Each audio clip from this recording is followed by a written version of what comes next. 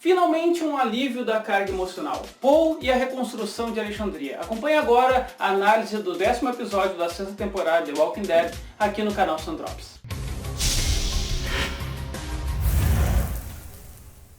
Tudo bem, que começa com o Rick fazendo um novo furo na cinta.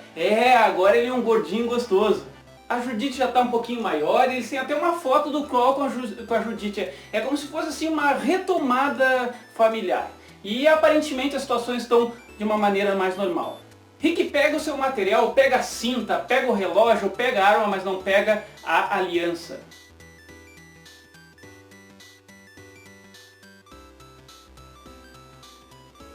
Em Alexandria já se discute coisas como pasta de dente, como bebidas. É mais ou menos 2 semanas de extrema calmaria. E Kroll ainda troca seus curativos, então ele ainda está em fase de cicatrização.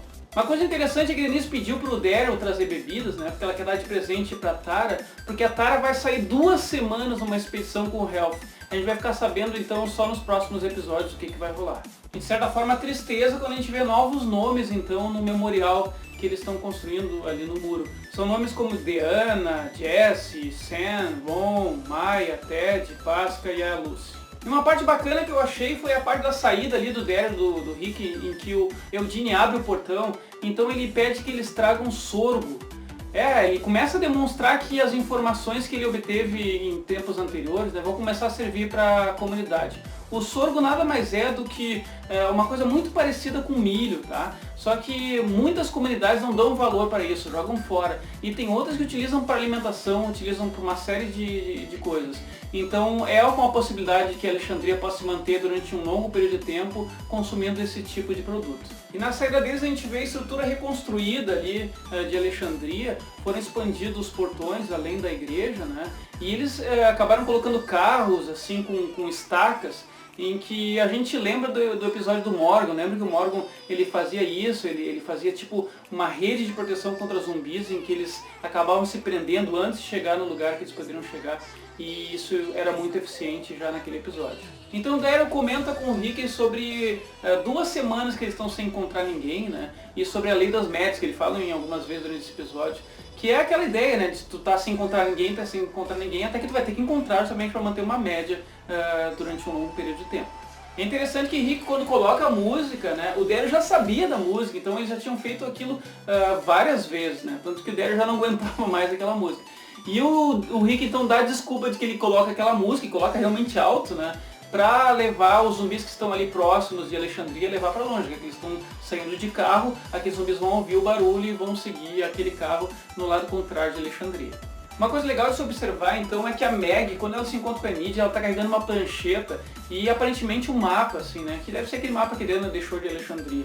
E realmente dá a noção de que ela está cuidando da reestruturação, que ela é uma pessoa importante e está acompanhando tudo que está sendo feito. E por outro lado, a Enid, ela se mostra assim, afastada de tudo, tanto é que a Meg critica ela, diz assim, pô, se tu veio, tu trouxe, tu veio junto com o Glenn pra cá, tu me ajudou em várias oportunidades, o que tá fazendo, o que tu anda fazendo por aí? E ela simplesmente diz que tá por aí, tá passando.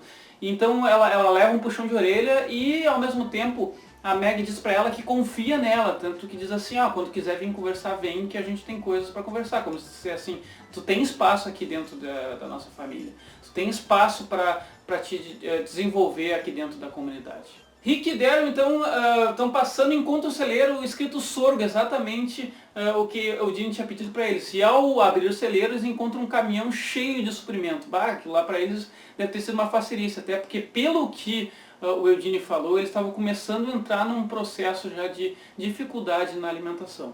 Bom, então o Rick diz assim, vamos pegar esse caminhão aí, vamos seguir já pelaquela estrada que a gente não foi ainda para conhecer e ver se a gente encontra mais alguma coisa. Eu achei um exagero, porque realmente depois de encontrar um caminhão cheio do jeito que eles encontraram, e até pela experiência que o próprio Daryl tinha passado de encontrar o pessoal do Negan, assim, eu não sei, né, cara, pô, pra mim aquilo era tão significativo que eu já dava meia volta e voltava pra casa, que já tinha ganho um dia, né. Pô, tu encontra um caminhão cheio de suprimento, volta pra casa, depois tu continua, ou enfim, larga o caminhão e vai lá e pega o carro e depois continua. Enfim, eu não concordei muito com essa parte, mas resolveram seguir em frente, até que eles foram até um posto e encontraram nesse posto justamente o que o Daryl queria levar, né, queria levar bebida já que a Denise tinha pedido para dar para Tara. Foi então que apareceu um novo personagem, Paul, mais conhecido como Jesus. Realmente ele é um cara muito habilidoso, é um cara assim que tem uma extrema inteligência, tanto é que ele elaborou toda uma situação para roubar o caminhão. Ele pegou e trombou com o Rick, na hora da trombada ele já pegou as chaves do caminhão, ele é muito rápido, muito ligeiro. E ao mesmo tempo que ele falou um pouquinho com eles ali, ele se safou para os fundos e fez um barulho lá nos fundos. Assim que eles foram para os fundos, ele roubou o caminhão e saiu pela estrada com todos aqueles experimentos. Se bem que naquele momento ele não sabia o que tinha dentro do caminhão. Aparentemente ele só havia roubado o caminhão. Mas então o que aconteceu? O Rick e Daryl não tinham o que fazer, né? Eles estavam no lugar que eles teriam que ir em direção ao caminhão, tentar pegar ele de volta, porque não tinha como retomar, porque não tinha carro, não tinha nada por ali. Então eles saíram correndo para ver se dava tempo, encontrar no meio do caminho justamente aquela máquina de guloseimas, né? Que eles estavam tentando levar. E se deram por conta, bom, se a máquina está aqui, pode ser que a gente alcance o caminhão, e continuaram então a correr em direção ao caminhão.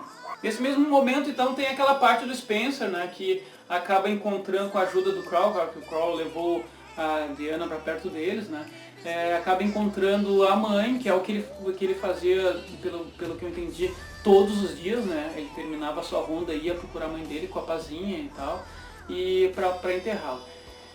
E aparentemente encontrou ela com o corpo intacto, né? Não apareceu assim marca de mordida, nem a roupa estraçalhada. Então a gente fica em dúvida como realmente foi a morte dela, porque se a gente lembrar, a última cena foi ela dando tiros, né? E tipo, vinha aquela série de zumbis, ela dando tiros e deu um berro. E não mostrou mais nada, então a gente não sabe o que aconteceu naquela cena, né? Cara, eu não sei o que dizer disso. Talvez, né, ela tenha... Porque ela estava num processo de virar zumbi, né? Sei lá, cara, eu não entendi muito bem, sinceramente. Eu acho que ela deveria ter marcas. No fundo é isso o que eu acho. Eu não sei vocês, até pode escrever aí embaixo o que vocês pensam, né? A única explicação que eu poderia dar é tipo assim, ela já estava num processo febril de longo prazo, e vamos supor que exatamente naquele momento ela desmaiou e virou zumbi. Não, mas ela teria um tempo para isso acontecer também, eu não sei explicar. Poderia ter se fechado no quarto, mas se ela se fechou no quarto, como é que ela ia sair de zumbi, né? E mesmo saindo da casa, junto com outros zumbis, né? Tipo, ela apareceu na mata depois, ela não participou daquele processo todo que aconteceu em Alexandria, inclusive daqueles zumbis indo em direção ao fogo. Então realmente foi uma parte da história que não ficou bem explicada, assim. Se você tem alguma ideia, dá um toque aí. Bom, voltamos então para a cena do Jesus, né? Jesus está lá consertando o pneu do caminhão. Cara, fiquei em dúvida também, tá? Se realmente é uma coisa que ele planejou, tipo... Porque, cara, para eles chegarem correndo a pé, né, darem tempo de chegar correndo a pé, ele estava muito próximo daquele posto de combustível. Sinceramente, tu sai correndo assim, mesmo que tu vá correndo como eles foram assim, pô, tu tá num caminhão, né, cara, o deslocamento é muito mais rápido. Então eu acho que foi de propósito que primeiro ele deixou aquela parte de guloseimas e depois ele fez de conta que estava consertando o pneu, justamente para encontrar o Rick e o Daryl. É a minha opinião, né, pode ser que não tenha acontecido. Tanto que o que acontece? Quando ele luta com os dois, né? Os dois apontam a arma pra ele, o que ele pergunta? Ele pergunta se aquela arma tem mesmo bala, né? Se realmente... Porque ele ficou desconfiado, inclusive, que ele não tinha sido morto, não tinha sido atingido antes, justamente porque não tinha bala nenhuma, que eles estavam só fazendo de conta que estavam portando. Mas quando eles deram um tiro no zumbi, realmente ele teve certeza de que o Rick e o Daryl eram pessoas boas. Porque se não fossem pessoas boas, já tinha dado tiro nele já quando ele chegou pela primeira vez. Não ia dar nem tempo dele se explicar, né? Como é o pessoal do Negan, por exemplo, né? Bom, mas foi então que ele foi amarrado e aí ele disse pro Rick, ele disse, pai, acho que está na hora da gente conversar. Porque realmente ali ele teve a certeza que eram pessoas boas. Então vejam como talvez ele estivesse testando o Rick e o Daryl já desde o começo, mas não tenho bem essa certeza. De qualquer forma, alguém pode me perguntar assim, tá, Sandrópolis, mas como é que ele escapou, né? Se ele estava amarradinho ali, como é que deu tempo? Bom, foi por culpa do Daryl. Na verdade, o Daryl tomou o refri, né, e quis tirar dar uma trollada. Ele tocou assim a latinha e disse assim, quando tiver com sede, toma aí, né? Tipo, o troço tava vazio, né? Pra sacanear o cara mesmo. Só que, a partir do momento que eles largaram uma latinha, foi o que ele precisava para cortar as cordas. Tanto é que ele começou a rir, né? Quando ele atirou a latinha assim, ele apareceu rindo. Claro, ele tinha se ligado que eles tinham dado justamente o que ele precisava para cortar as cordas. E aí tem uma falha, né? Porque o Rick e o Daryl demoram um pouquinho ali para arrancar. Pá, tudo bem, normal, né? Mas eles arrancam e não olham pro retrovisor. Tipo, cara, eu não sei se tu aprontou alguma coisa pra alguém, instintivamente tu vai arrancar com o carro, tu vai dar aquela olhadinha no retrovisor pra ver pelo menos a ação da pessoa, se ela levantou, se ela, sei lá, entende o que eu tô dizendo, né? Bom, eles não olham no retrovisor. E aí então deu tempo do Diesel, né, do Paul subir no caminhão de uma forma silenciosa, ou pelo menos ficar pendurado ali na traseira, enfim, não apareceu na cena. E acompanhar o caminhão. Bom, então eles continuam naquele novo caminho que eles estavam, né? Encontraram uma nova região e quando eles estavam entrando para verificar, eles ouviram batida ali em cima, enfim, era o Paul, né, que estava fazendo um barulho e ele dá uma freada, o Paul cai pra frente do caminhão, né, e sai aquela brincadeira de gato e rato ali, o Daryl quer pegar o cara, eu não sei, cara, é meio que uma loucura, eu não vou criticar porque realmente... Eu sinceramente acho que quando uma pessoa chega nesse nível, nesse ponto que eles estão, já estão tudo pirado da cabeça, entendeu? Ninguém mais é realmente são, consegue pensar nas coisas. Mas enfim, Daryl saiu pra pegar o cara, o Rick ficou tentando parar o cara com um caminhão, sabe? Aquelas coisas meio maluquinhas. Enfim, eles acabam perdendo o caminhão e na passada o Jesus é realmente atingido com a porta do caminhão na cabeça, né? E desmaia, tá?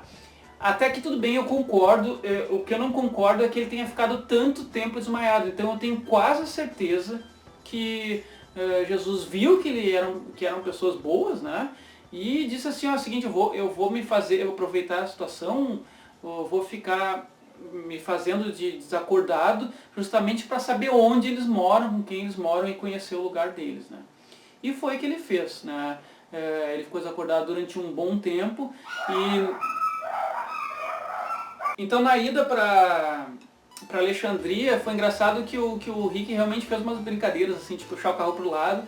Quando ele puxava o carro pro lado, o Jesus caía pro lado dele, né? Claro, porque tipo, ele tava meio que puto da cara com o cara, ele tava fazendo umas brincadeiras ali pra ver que o Rick já tá num novo momento da vida dele, né? Ele já tá realmente assim sentindo a vontade pra brincar, enfim, ser uma pessoa mais alegre.